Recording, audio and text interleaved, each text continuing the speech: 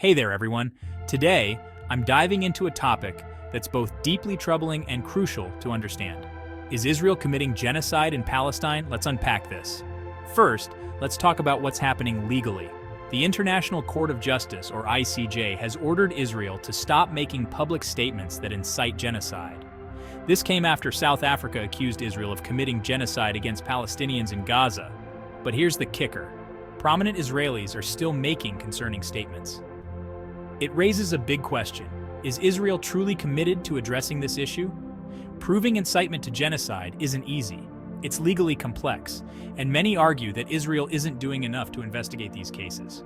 On the flip side, Hamas officials have also made statements that suggest genocidal intent. But since Hamas isn't recognized as a state, the ICJ can't hold them accountable. Now, the International Criminal Court, or ICC, has issued arrest warrants for both Hamas leaders and Israeli officials for crimes against humanity. While the ICJ works towards a final decision, the conflict rages on with numerous casualties in Gaza. And get this, new research shows various countries and companies are still supplying oil to Israel, despite the ICJ rulings.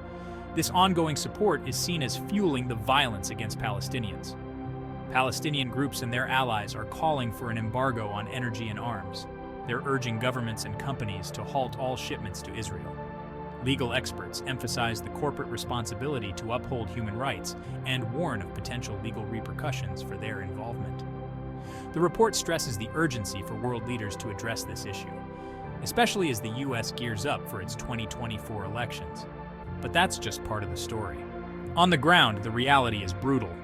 The Israeli military has launched a large-scale operation in the northern West Bank. Soldiers, armored vehicles, and drones are deployed to suppress armed resistance in Jenin, Tulkarem, and Tubas. This operation has already claimed the lives of at least 18 Palestinians. Israeli Foreign Minister Israel Katz called for a voluntary evacuation, sparking fears of widespread destruction and displacement. The Israeli government is systematically undermining Palestinian life. Military raids, settler attacks, restrictions on movement and access to resources. It's economic and psychological warfare. The goal? To make life so unbearable for Palestinians that they flee the West Bank. The international community's inaction has allowed these actions to continue, escalating the situation even further. Yet despite facing overwhelming force and systematic oppression, Palestinians continue to resist. Their determination to remain in their homeland remains unshaken, even in the face of ongoing violence and displacement.